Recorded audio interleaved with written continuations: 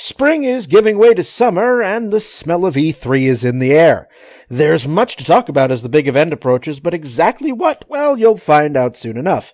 It's the second of our free play open discussion episodes where we'll talk about anything in the world of video games. So strap in and let's get right to it next on Downloadable Content.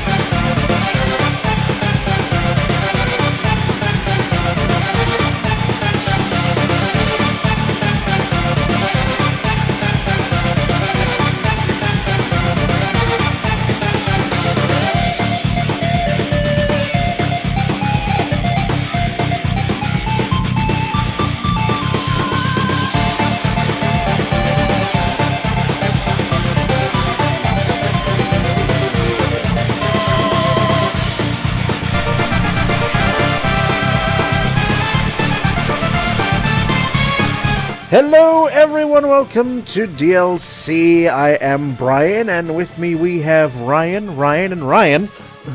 Yep, just me for today. It's just the two of us on this episode. It's gonna be a nice little cozy episode.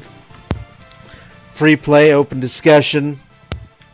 I know Ryan really, he always seems to enjoy these free plays, just rant about everything. Yeah, find some new things here and there and stuff. And actually, might do it for the second part of it. There is a game I do want to talk about that E3 has been hinting at very much that we're all pulling our hair about for the release, and you might be able to guess from that what it is. I might guess. I might be able to guess. I mean, this episode is going to be up. Episode is going to be going up right before the E3 one, so because there's probably some topical stuff here that is going to be mentioned. Which, if I post this episode, 3 months from now, it won't make any sense. E3 will have come and gone, and we'll all be wrong, and this episode will be entirely outdated. So, yep. we're getting close. So, before we dive into today's episode, just want to remind everyone, every single episode can be found on our website, dlcpodcast.com. You can check out every single episode, check out our upcoming recordings. We've got a few more that are being recorded before the summer break. That's when DLC will go on break until probably around September, when we'll do, the autumn slate of episodes before we wrap it up for the year. So we've got a few more episodes there. You can click the feedback button, give us feedback, give us ideas for future episodes, give us ideas to talk about on free play, whatever. So it's all there, dlcpodcast.com, and also every single episode can be found on iTunes, YouTube, Stitcher, and Google Play Music. So, all there for you, all the different ways to get DLC into your ears. I'm not responsible for any side effects that may occur. So, alrighty, well, since it's just the two of us, Ryan, why don't you go first? Let's start us off. Alright, let's see. So the first one I'll go for is actually a very fun game I have been playing. It was the original game. This is technically a sequel to it. The original game was for the PlayStation Portable, believe it or not. Have you heard of a series called God Eater? Nope. The PSP was for me a console that was short-lived. I didn't own it for very long. Only played a few games on it, and that was good enough for me. So, go on. So, God Eater is this whole premise about humanity is being overrun by these creatures, these monsters called Aragami, which take all these different shapes and forms and stuff, and are like monsters you basically got to annihilate and stuff like that. The game that I'm currently playing is called God Eater 2 Rage Burst. And so it is a sequel to the original God Eater, which goes into a whole interesting storyline and stuff. The basic premise of God Eater 2 Rage Burst is that you play as the main hero who you can customize to be whatever to look like. You can be a male, female, and you become part of this unit called Blood Unit, which is an elite fighting unit that goes against these Aragami. And they have what is known as Rage Burst, which basically gives them improved stats and stuff like that, different powers to go against the Aragami. So basically, it is a huge like hack and slash game. You go on missions basically to go and wipe out the Aragami. It's just it's a lot of fun when you get to just hack and slash against them. You get to have a variety of different weapons. My personal favorite is a scythe. You also get a huge hammer, a sword, a spear, and then you also get a bunch of different guns with it as well. So very fun game to play. So the main plot with it is that as I said before, you start as the main character. You get this bracelet put on you, which basically allows you to connect with your weapon. It's called a God Arc, and it allows you to fight with it, use the different abilities and stuff like that. You get assigned to your unit, and through that, you go ahead and fight Aragami. Now, the more interesting thing behind this is that it's all part of a group, I believe them called Fenrir, that's trying to take back humanity after like all the stuff with the Aragami appearing, which happened previously in the first game. So you're trying to fight back against these Aragami and take stuff back, take like the land back and all that stuff. Then it gets more interesting when you find out that there is a plague or sickness going around that is caused by clouds. They are known as red nimbus clouds, which basically there is a lot of rain that comes to them, and apparently the rain, if you get touched by it, it infects you with a plague-like disease, pretty much. So one of the other main characters, her name is Dr. Rachel. She's trying to develop a cure for this disease, this plague, and it just goes on from there. And you pretty much just again trying to keep going through with the missions, trying to fight and all that kind of stuff. So it's interesting. It's got an interesting storyline to it. It's like a very complicated storyline and how things branch off and whatnot. But overall, very fun hack and slash game to do. You were talking about, the disease, the rain and whatnot. And my first thought immediately was, Geostigma from Final Fantasy Advent Children. It's almost like that, actually. Like, I wonder where we're getting that from. But I'm looking at it now on Wikipedia, and apparently this particular series has had a few games. I mean, you had God Eater, God's Eater Burst, and then God Eater Resurrection, which came out on the PS4. Yeah, that just recently came out. Might have been, I think, because I will eventually pick that up, but I gotta get through God Eater 2 Rage Burst first. So it's an interesting game to play. Yeah, I'm looking at it now, and it's, I have never, ever heard of this game at all, but, you're finding it interesting, it's an action role-playing game. Yeah. It's hack and slash all the way. So, yeah, I think I also mentioned what I mentioned before with the blood unit. It also comes with blood arts, and basically they're attack add-ons that can basically make your attack a lot more stronger. The other interesting thing, and I call these side quests because it still has got some RPG elements in it. They're called character episodes. So basically, you can interact with the characters and NPCs, and actually go on like little side quests and missions with those and stuff like that. Cool. That sounds like it's got it's got quite a lot in it for a PSP title. So. Yeah, I was impressed with that. Like, holy crap, that's interesting. Cool.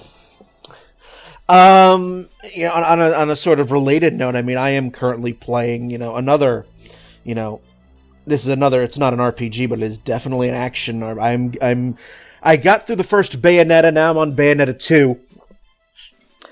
My Switch is still intact. For now. For now. I did enjoy the first Bayonetta, even though if this was a game in which I was trying to go for high score, I would have failed miserably. But I did enjoy the first game, the storyline, well enough to play Bayonetta 2. And it's, just as zany as the first, tests of reflexes and all that. Oh, that fun stuff, yep. So, game still penalizes you for using items and dying, but again, sounds about right. Not playing these games for a high score. Never did that, and probably never will, because it's just like, screw the high score, I'd rather just go through the gameplay. And also, now that I have finished building and my new PC, I'm playing games on my PC that have been sitting in my Steam library, but I could never play because on my old computer, if I attempted to play them, my computer would just explode. So, games that are very graphics intensive, like Ori and the Blind Forest, which I have beaten on my old PC, but not without considerable lag. So I'm playing it again now as the game is supposed to be played and supposed to run, and it's like I have to relearn how to play this game because I got used to playing the game with, having to account for my computer's lag. Now it's just like, I have to adjust my reflexes and my timing because now it runs properly. So, yeah. Speaking of PC stuff and actually stuff going through Steam, one game that I think I do actually want to end up. Well, actually, two games that I might end up getting. One you probably might have heard of, Cuphead. Yep, it's on my wish list. Yep, I definitely want to get that. And then also another one, just because it looks really cool. And it's basically like, I guess Disney from Hell is what I'm basically describing it as. You might know what it is. Bendy and the Ink Machine. I have heard of it. I have not played it. So Bendy and the Ink Machine, and I actually know this because I've seen Jacksepticeye playing, and it's just like, ooh, that actually looks interesting. You're basically, I don't know if you're like a janitor or something that, I guess you're trying to like clean up something or whatnot, and you get stuck kind of in a basement of an area. Let me actually take a look at what it is because the plot is really interesting for this one. It's I'd say kind of like it's an episodic survival horror game. So yeah, it's a very interesting one. Oh, okay, here we go. So the main guy you're playing is called Henry, and he's an animator, and he returns to his old animation studios because he supposedly got an invitation from an old friend, Joey Drew, to be shown something important. When he goes back, and this should be clue number one, the place is abandoned. He goes to his old desk and takes a look around the other rooms, and there's a thing called the Ink Machine that is still around there, so that should already tell you something. Turns it on, and he notices that he's got to repair it and stuff. And as he's going through to like find the stuff to repair, he notices that there are these weird things that relate to an occult. And this just should automatically send off red flags like, oh crap, now what's going on? And this is where he finds out, oh boy, yes, we definitely have some weird stuff going on, because basically the ink that has been going on has basically been brought to life by some sort of weird occult kind of thing. And yeah, it is very much if Disney was from a hellish nightmare, what it's like. So you basically go through, it's different. I think there's like so far 5 chapters released of it so far. I am probably going to end up playing it because even though I'm not the biggest fan of horror games, it still looks to be really good from like the gameplay that I've seen from it. So it's basically, if you like horror survival kind of stuff and you want something that's a little that still is though pretty fun, definitely go for it, because even though it's creepy as hell, it still has a huge Disney theme to it, and and it still looks really good to go and play. I'm impressed that this is an episodic game. No, historically games that are episodic don't typically, I guess, last. But so far so good. I mean, it's also published by Rooster Teeth. So, Yeah. But good on them. I see that it's coming for the Switch. Ooh. It's coming. It's gonna see a PS4, Xbox One, and Switch release in July. Oh, nice. So, there you go. There you go. I'll probably be picking that one up at some point in July because it still looks really good. Excellent. I am looking forward to cracking into some of the games that I can now play, like Nier Automata. That was a fun game. I really enjoyed it, and I especially like it even more because I've actually played the original Nier as well, and that actually came off from a spin-off of another game I got a while back called Drakengard 3, which was interesting. Yeah, you mentioned that game on the last replay, and I'm finally now excited to pick it up because I knew when I bought it, when I did, I was like, yeah, I have to wait to play this. I know. A little warning I will say about when you're going into Drakengard 3. The gameplay is fun, but it's built into the game. I don't know why the hell this happened. There's a bit of lag no matter what console you play. There's a bit of lag for playing with it, and it basically is a royal pain in the ass. And Square Enix basically decides to troll everybody with this game. Well, whatever. It's in their right, Yep.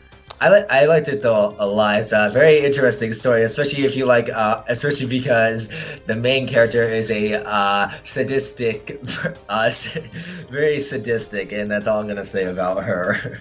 All right, that's fine. Looking forward to it. Also looking forward to. Now I'm waiting for the next Steam sale so I can pick up Final Fantasy 15.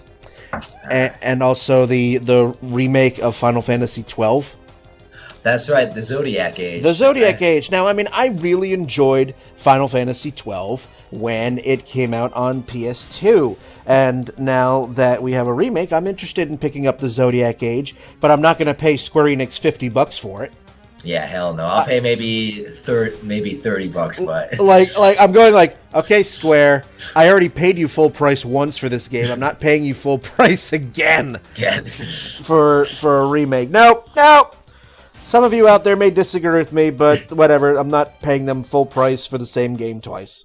Yeah, and I could go into rants about Final Fantasy 15, although apparently they've come out with another one that has a lot more add-ons and stuff like that, but it's just why didn't you do this in the first place, you jerks? Well, remember the original game did come out on PS2, so that's true. So technology was different then. It was a different time. This is true. It was a different time, a different era. We hadn't gotten to HD quality, super shiny graphics on consoles yet, so. Nope. But I am looking forward to also again getting Final Fantasy 15, Final Fantasy Boy Band Simulator. So yeah, basically. So, all right, moving right along here. I did mention that in the intro that we've got some news pre E3 here. There were some big announcements in the last couple of weeks. We've got some information allegedly about Kingdom Hearts 3, and that we do. That is what I was going to actually go into about that. I will let you hold on to that. I'm just I saw there was some screenshots, and I'm like, oh, nice Photoshop job. Nice. Yeah. Like I see the screen grab of Sora on Wreck-It Ralph, and I'm just like, okay, so when's it coming out? And they still say it'll be coming out in 2018. We're almost halfway done with 2018. Yeah, so I'm like, allegedly. So, but that I'll let you hold on to Kingdom Hearts 3. The announcement, the couple of announcements that we got. We have Nintendo talking Pokemon. That's right. It was Let's Go Pikachu or Let's Go Eevee, I think, right? Yep, let's go Pikachu, let's go Eevee. They're coming to the Switch in the fall, in November. Ooh. And apparently these games will take players back to Kanto to collect the original 151 Pokemon. Yes, Gen 1. I'm pretty sure many of those of us who grew up, myself included, with the Gen 1 Pokemon will be very, very happy for the nostalgia and the upgraded graphics. Yep, I'm probably going to pick... I might pick that up, actually. We'll see. And then you have the other announcement of... Nintendo also announced that there's going to be a new core Pokemon game, which is going to come in 2019. So, the main Pokemon series is going to make the jump from handheld to Switch, which, this was kind of a, we knew it was coming, but it's still exciting, like, just because of the nature of the Switch console, just like when it was announced, and now it's been out for, almost a year and a half, True. Everyone was basically like, okay, so you're putting Pokemon on this, right? And Nintendo has basically come out and said, yes, we are, to the surprise of nobody, but to the excitement of many. Yep.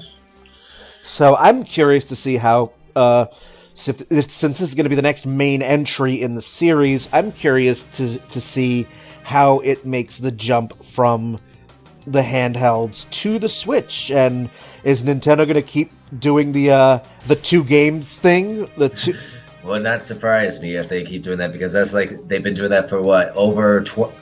Over 20 years. Yeah. Oh god. Yeah, because it's like, oh god, yeah, over 20 years. I think it was like, what now, almost 25 years, if maybe a little more. This will be 20. What year are we in? This will be 22. Yeah. Wow.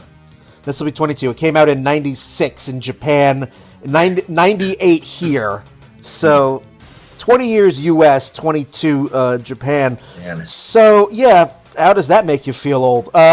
It's like, oh god, because I could still remember one of my favorite things still that I ever did was I still love Pokemon Coliseum and XD Gale of Darkness. Those two will always still be some of my favorite games, especially back in the day with the GameCube, which I loved so much. That's just like, I remember playing Pokemon Red and Blue on the original Game Boy.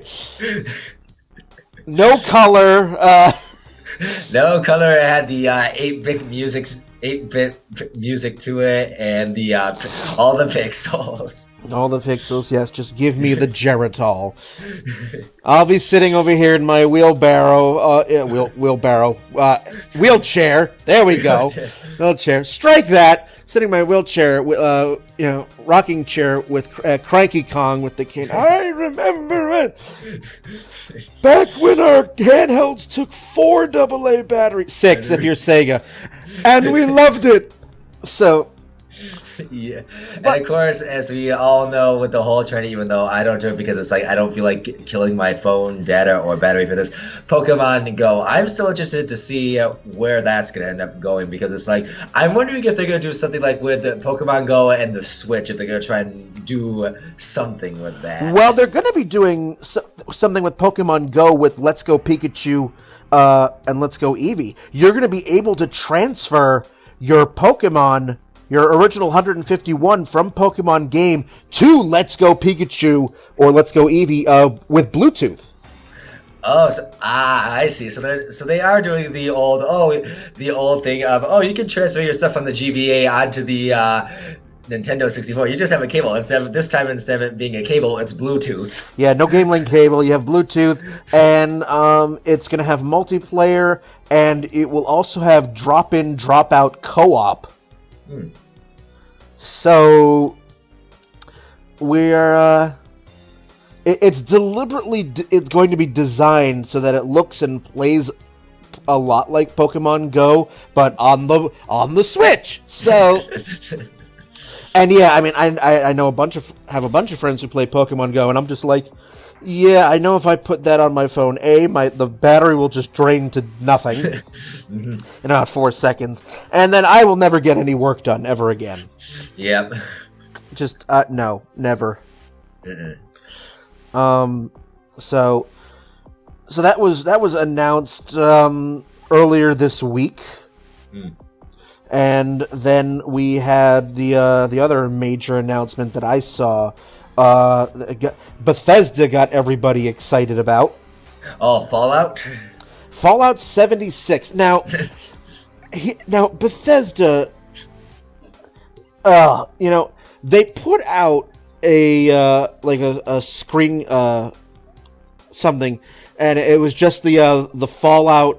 Bobblehead, and the please stand by. And the number of people who are on Twitch just glued to the screen, the please stand by, just waiting for Bethesda to announce the next Fallout game. This was a perfect example of, the 24-hour hype cycle, and then it led to the 5 stages of grief.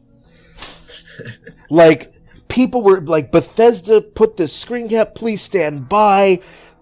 So every Fallout fan is just like, oh, Bethesda's going to... everyone was thinking Bethesda was going to announce a remaster of Fallout 3 or something like that. And then not 24 hours later, there's a Kotaku article saying that sources from Bethesda said that this new Fallout game called Fallout 76 is going to be an online survival RPG, and it was like the entire Fallout fan base just deflated.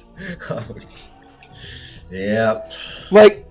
You could, in 24 hours, maybe less, it went from great big giant hype machine to sad Kleenex. The air had just been popped out of the entire Fallout fandom. Because if you've played Fallout, it's a single player experience. That it is. And it always has been. And here you go with Bethesda making an online survival RPG game, and the fandom's just really? Yeah. Really? This is your big announcement? An online game? Oh, it was... Don't we already have enough online games that went this kind of route? It's like... Fallout is one of those ones that I never really got into it, but the first one that I actually did was Fallout New Vegas. I don't think I got into it because it was just so many storylines that could go who knows what way. And it's such an open thing. I was just like, what you got to do? One thing is just like, okay, what am I supposed to do now? Oh, you can choose. Yeah, but I just got through this, and it's like, it's not that I don't mind that there's so many branching storylines and stuff and so many different factions you go. It's just like, I don't know what to do after I get this stuff done. I really don't. It was just like, what is going on? It was an interesting experience, to say the least, but I was never the biggest fan of Fallout. But now that they're doing it online, it's kind of like, last I remember, Fallout was only supposed to be one of the few single-player games left that was such a major hit. I'm wondering if they're gonna be going. I'm wondering if they're gonna try and go out the way of Call of Duty or any of those ones, except it being a survival thing. And I'm just like, oh god. I mean, there's a lot of comparison being thrown around with Fallout 76, comparing it to games like Ark Survival Evolved or Rust. But it was just as soon as it was said that this brand new Fallout entry was going to be an online thing, it was just all excitement evaporated, and it was just oh. But what? Yep, one big collective. Yeah. So, But as is the case with any, major announcement, any new entry, this was just announced, so we all know how game development is going to work. I mean, this game is going to undergo so many changes, and what has been shown may very well be subject to change, so we'll see. But for the moment, it was just kind of, oh, really? Really, Bethesda? And it's like, they do this with their main properties. They did it with Elder Scrolls. And now they're doing it with Fallout, so... But it was just, a couple of my friends were so excited when Bethesda put up the please stand by thing, and just, all caps excited. And then this happened, and I was just like, oh, I'm so sorry. I am so sorry. So yeah. So with that, we got those couple of announcements from pre-announcements for E3, because E3 is less than 2 weeks away. Wow. And I'm very curious to know what other announcements are going to happen between now and then, and also looking forward to see what the big guys are going to offer. I'm most excited to see what Nintendo is going to bring, given that I own the Switch. I don't own a PS4 or an Xbox One, so most of my attention will be on Nintendo, and we'll see. So we have plenty of time to speculate and prognosticate before E3 actually happens, and then when E3 does happen, we will have an episode for you. So that's something for you out there on the internet to look forward to. Us schmucks giving our very lukewarm takes on what E3 will bring us. So. So I know you have the Kingdom Hearts 3 to talk about. We'll save that for the second half. Yep.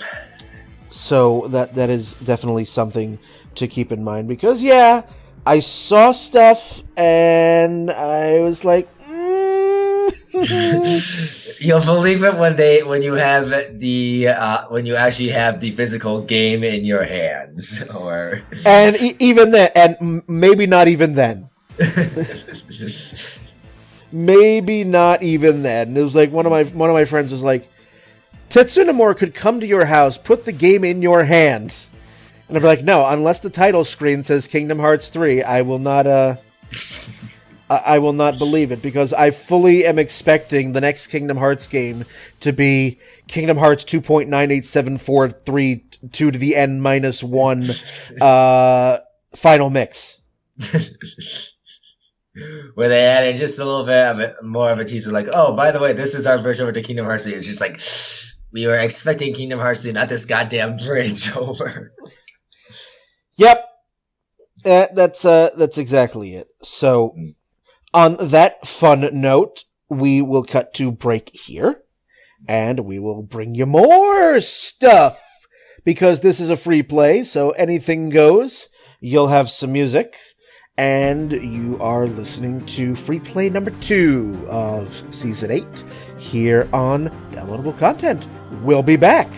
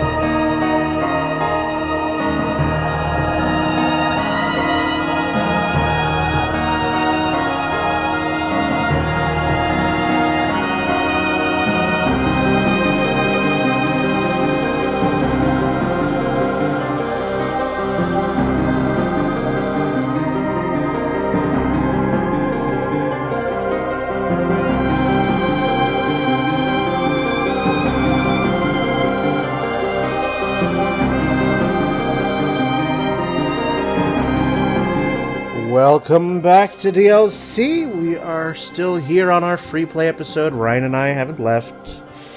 We're not hunting Pokemon down. Although Eevee is really probably one of the cutest Pokemon. Just putting that out there. Yeah, of course. Umbreon is my favorite of all Pokemon. Even though the evolutions I just love in general. Yeah, I mean, well, there are 8 of them after all. It's take your pick. Yep. So we are again open discussion. We brought up some stuff in the first half, and we will continue bringing up whatever. I teased Kingdom Hearts 3 at the end of the first half, so I'm going to let Ryan open with it. Yep. So it's that sort of, I'm seeing a lot of news about it again, and I'm just like, yeah, all right, but I'll let you have your say, so have fun. All right, so what I've seen so far, and this is just from the stuff that they've revealed, they've actually revealed English gameplay and stuff, and people have got, and apparently, I guess some of these reporters have gotten early access to some of the worlds and stuff. So, they've actually added in quite a few new different worlds for Tangled. They've added the world of Tangled to it. They've added Big Hero 6 San Francisco. That should be an interesting one. And actually probably the one that I'm really looking forward to, Toy Story. They've added that world in as well to it. So that should definitely be an interesting one to see that. But I thought the coolest thing that they actually added in is what's called these are Classic Kingdom mini games, and they're inspired by a lot of the classic Walt Disney productions. And so one of the things, I guess I'm not fully familiar with these. Giant Land is one of them. The Carnival Kid, Musical Farmer, and the Barnyard Battle. So I actually when I saw the trailer for some of those ones. One of the more interesting one, I think it is either Musical Farmer. It's one of the two. It's actually you're playing on a handheld device, basically. For some of those, I guess you could call them Happy Meal toys way back in the days. Some of those Happy Meal toys that actually were the small little handheld games that you could actually play on them and stuff. So they're adding that into it, and especially for the classic stuff with Walt Disney. So it's that ought to be interesting to see. One of the cooler things that I actually saw from it was just the costumes the characters have. Sora and Riku are definitely getting interesting costumes. Kairi, I'm not sure what she's going to be looking like in it, but it should definitely be neat to see what they're going to be doing for it. As for mechanics, gameplay mechanics, they actually have some new things with it. They have what do they have?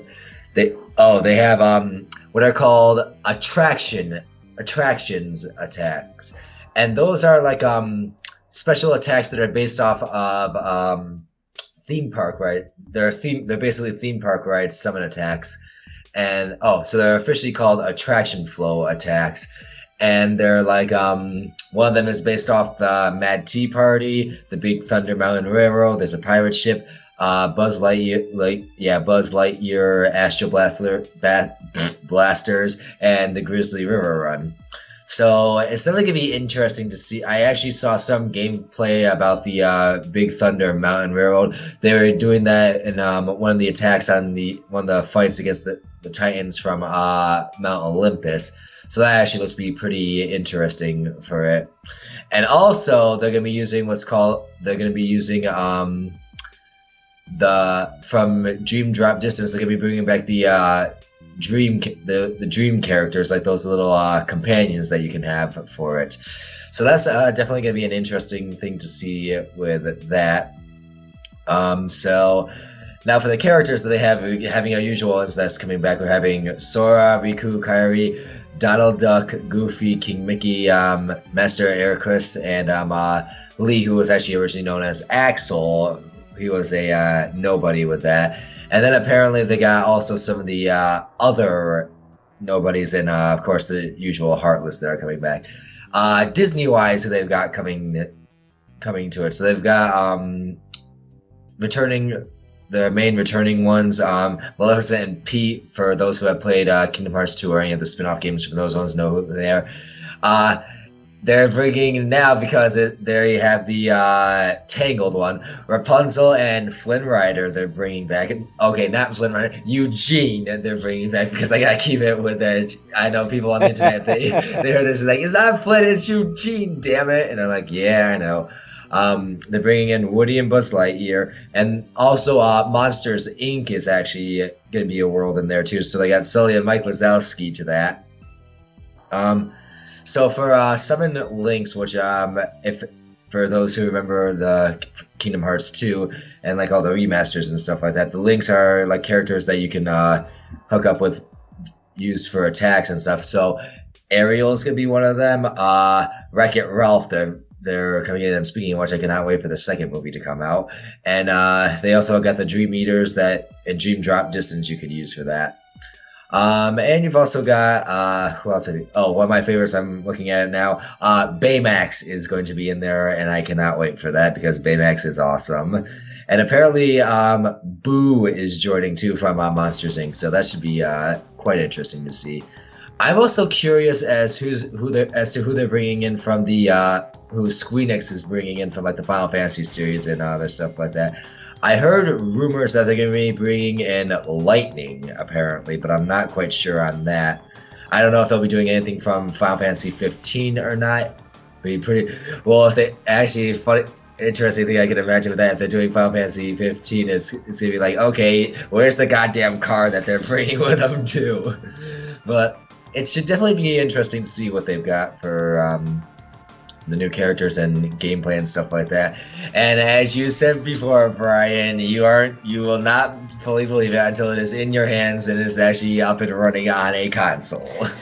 Yep, it's been in development for so long that I'm still treating it as vaporware. Just basically like, all right, I'll believe it when I see it. Like, sure. Yep, there's all this news. All right. Yep, I've seen this. I've seen this movie before. Yep. Okay. Sure. And of course, the other thing that I am looking forward to. I always love the soundtrack that Kingdom Hearts has, and they do actually have the opening theme up on YouTube now, and it's really good. Well, yeah, I mean, you can do some great things in Audacity with the older stuff, so.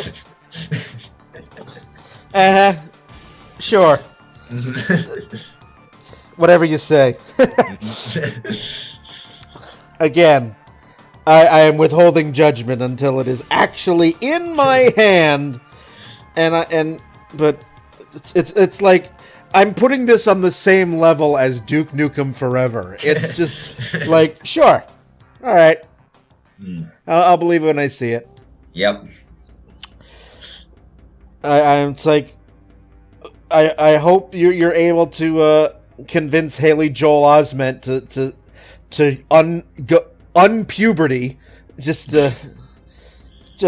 or whoever, or if they've replaced the voice actor for Sora at this point. I have no idea. He still is the main voice actor. Obviously, there's going to be a time skip to it because his Haley Joel Osment's voice has probably gotten deeper and stuff like that. So Sora's voice is obviously going to be deeper too. So just to show the time. Yeah, I hope so because. Jesus Christ, he wore big shoes. He has to grow into those. It's like, yeah, several years have passed. Sora's discovered himself, and, sorry guys, I can't use the Keyblade. I'm currently engaged. Sora's got a partner, starting a family, whatever. Yep, just go find King Mickey. He'll solve everything. Yeah, looking at the character designs, it's like, especially for Riku's new design, I'm just like, did you do?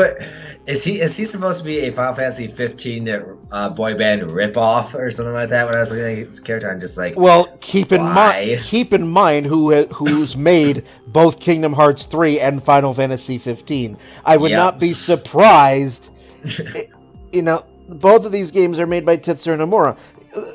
I would not be surprised if ultimately Final Fantasy 15 and Kingdom Hearts 3 are actually the same game. They're actually the exact same game. Like, there's going to be a download. There's going to be an update for Final Fantasy 15 that's going to include Heartless and Nobodies. Just watch.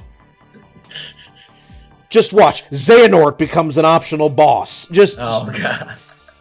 It wouldn't surprise me. Also, because of how convoluted the Kingdom Hearts series is, I haven't picked up a Kingdom Hearts game in a decade. I am going to have to replay the entire canon all over again, just so I remember what the fuck isn't going on. Because that's how I went on Wikipedia earlier this week, because the Kingdom Hearts canon is all over the fucking place. With you know, to get the full story in chronological order, I have to start with a Kingdom Hearts game that is only available for web browsers, for crying out loud, and just, ugh. Or Square could do like the smart thing if you're gonna start Kingdom Hearts 3 and put like a 2-hour movie in front of the game that explains what the hell's happened up to this point. Unless Square is assuming that, oh, well, we've done so much advertising for these other games that they'll understand what's happening.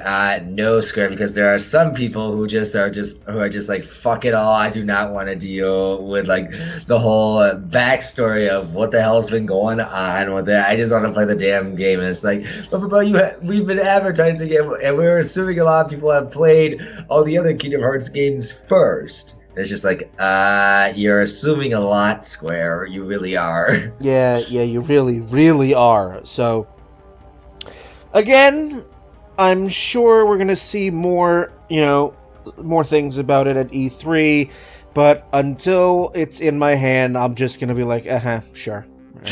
Yep. You just keep dreaming. Mm-hmm. Just, Kingdom Hearts 3 is going to come out for the PlayStation 76. It's no. That is the mindset I am taking, and I'm going to stick to it until such time that it doesn't. So, well, although I had to take a shot at this, apparently Kingdom Hearts 3 still isn't nearly as bad as what's happening with the remaster of Final Fantasy VII. Oh, that's going to come out after we die. Yeah. That is going to come out after we perish. That is I've already committed myself to knowing that I will never touch this game. This game will be out. We'll be on Final Fantasy 63 by the time this remake comes out. So that's all I'm gonna say about that. So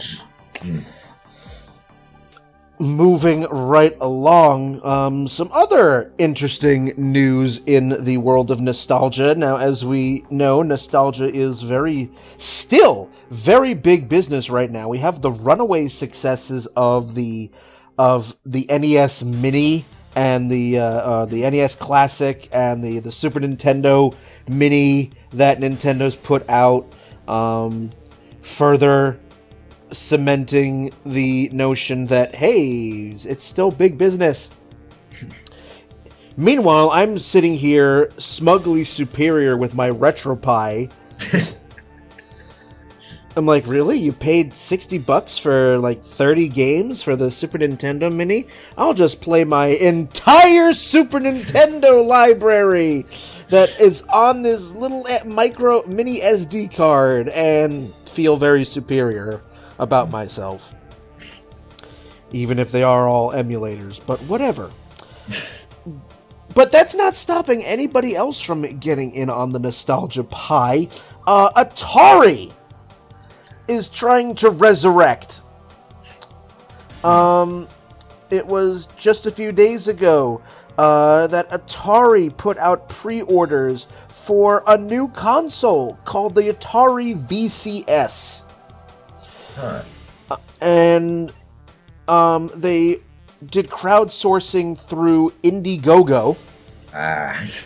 And the console is available in 3 bundles. The first is a $300 package.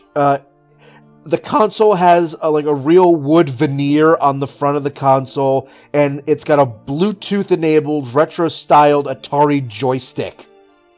Wow. And on the first day... Oh, well, we get to the other two bundles here. The other one was for $199, and it's, smaller... Where are the details of it? I just lost it. There we go. The $199 package is basically an all-black version of the console, while the $229 package includes the black version with a joystick.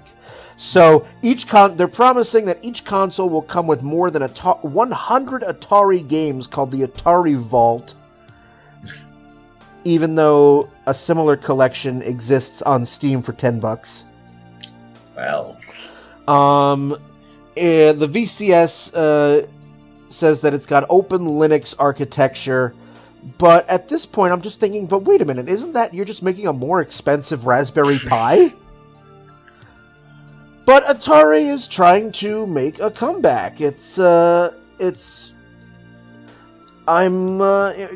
it's gonna be like an Atari-shaped current PC almost. But it's because it's open source, because it's using Linux, you could feel free to dive in and mess around everything. However, all this is theoretical. There are no prototypes. There's nothing that's been manufactured yet. This is all just theoretical right now, and Atari has raised, in just a couple of days at the time of this recording, they've already raised almost $2.4 million. Well. And I'm just going, oh, I hope this is not going to flop. There's going to be a lot of angry people who are trying to scratch that nostalgia itch if Atari doesn't deliver. Now, when I saw the news about this, I was talking to April, my wife, and I said, after Atari frickin' caused the video game market to crash in the 80s, I don't think they should be allowed to do this. Yeah, it's like when Atari is just like, you do realize the last time you tried to do that, you almost caused the entire freaking collapse of the game industry, and it's just like, we forgive us for our lack of faith, but yes, this Atari will be able to play modern games, but at the same time, I feel like somebody should slap Atari on the wrist. Go, no, bad, bad. You already broke video games once. We don't want to let you do it again. And, it's like, all right, fine. I remember I had an Atari console when I was a kid. It was a hand-me-down, and it had a bunch of cartridges. But I see, some of the pictures that are on the Indiegogo for this new console. And, very clearly they are trying to appeal to the 30-year-olds and the 40-year-olds. Yeah. Who grew up with this, and that's fine. That is absolutely fine. I don't know if it's going to... If they're trying to reach out to younger gamers, I don't know if it's going to work, because we all know what Atari games look like. Yes. But, whatever. We will... We'll see what happens. The fact that Atari is promising all of this, and they don't even have a working prototype to show for it. Yeah. Because they're saying, pre-order this now while supplies last. And I'm like, you don't have any supplies. You don't have any inventory. Pre-order while supplies last? Okay. So, I'm trying not to shit on Atari's parade, but it's very hard to resist knowing knowing their history and Yeah. but also getting in on the nostalgia train is Intellivision. Oh. Which is a system that I never owned. It was a system that was made by Mattel. Yes, that Mattel. Wow. Back in the day, back in the late 70s, and it was in existence from like the late 70s to about 1990 was when it disappeared after Nintendo and Sega came on the scene and did it better. So, but Intellivision the company has been revived, and the president of the new Intellivision company is Tommy Tallarico, which if you've heard that name before, it's because he is the creator and host of the Video Games Live concert series. And so what they're planning on doing, they're making a new Intellivision console, and I'm just like, again, good luck. This is a system that died almost 30 years ago. Okay. But, we'll see. We'll see what happens. I'm shitting on these two. I don't know how much they're going to impact the video game market, given that we have Nintendo, Sony, Microsoft, we have PC. I don't know if the nostalgia itch is going to be enough, but this was just announced. We're going to find out more about the new console that they're creating sometime in October. So we'll see. Again, this is probably, they want to try to appeal to more casual gamers as well as the older gamers that had this system back in the 80s. So, we'll see. We'll see what happens. Nostalgia is big business. It is definitely big business. I mean, I'm curious to see what will happen with both the Atari and Intellivision. Intellivision is not relying on crowdsourcing for their upcoming console, whatever that happens to be, whereas Atari is. So I'm just hoping that the people who are backing the Atari VCS are not throwing their money away. Hopefully. I mean, I've seen the Intellivision. I've never played it. My first console was an NES back in the late 80s, and I've never touched an Intellivision, so some of you out there might be older, if you have thoughts on if you owned an Intellivision, let me know. Just how was that console? Because that's too old for me. I was born too late to enjoy that wave. But Atari, I definitely have my eyes. I'm like, you broke it once. Don't do it again. Do not do it again. We're going to have words if you break it again. Yes, and you will not appreciate said words. Well, whatever. I'm just one person. I'm just one person. So I don't think they are going. I don't think they will have anything, at E3. But it's full of surprises. I could be very pleasantly surprised with that. But yeah, I saw the Atari thing and then the Intellivision thing, and I'm like, oh boy.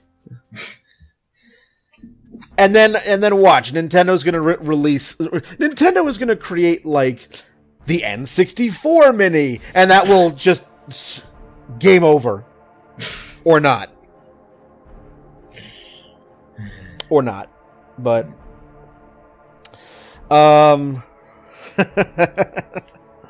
And the last thing that I would like to talk about, the episode that I just put up, was Mega Man 11. That was we were talking about the Mega Man 11 and other assorted Capcom droppings. We have a release date. Ooh. We have a release date for Mega Man 11, October 9th. October 2nd. Sorry about that. October 2nd, so right around the start of the fall. And it's Nintendo, because they love peripherals. He's getting his own amiibo.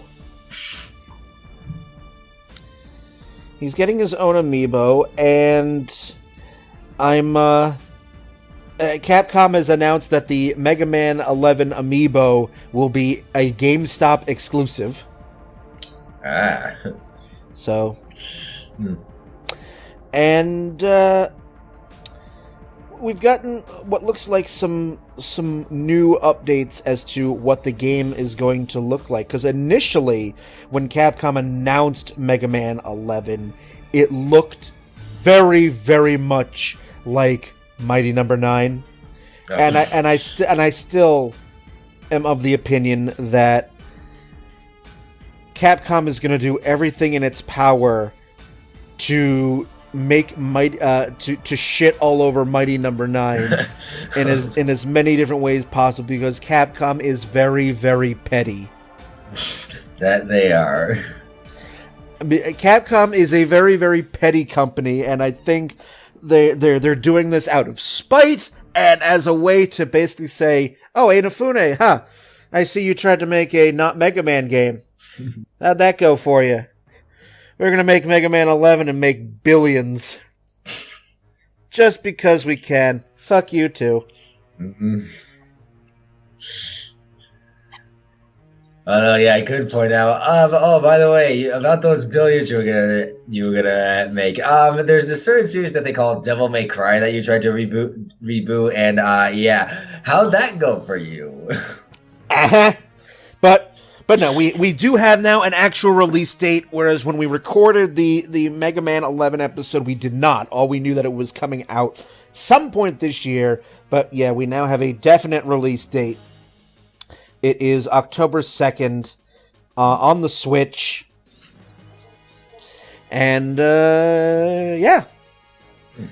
And so I'm sure we'll be seeing some more of that at E3 as well. So there's a lot of things coming up in the next couple of weeks.